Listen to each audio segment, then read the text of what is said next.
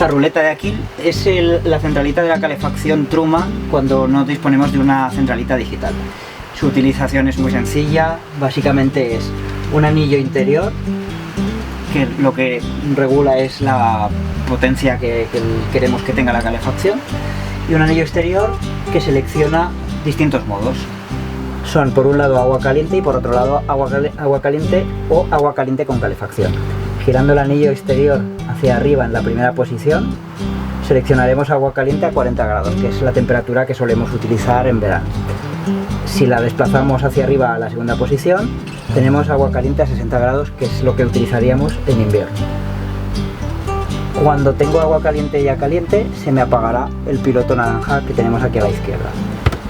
Por otro lado, para poner la calefacción, desde la posición 0, giramos el anillo exterior hacia la llamita que vemos aquí, que sería la primera posición, y el anillo interior lo que nos hace es regular la potencia o la cantidad de calor que queremos que mantenga el sistema.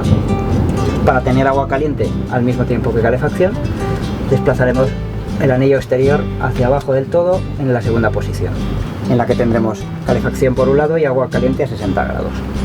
De nuevo podremos regular la potencia de la calefacción por un lado, y este indicador naranja, en el momento en que se apague, quiere decir que ya tenemos el agua caliente.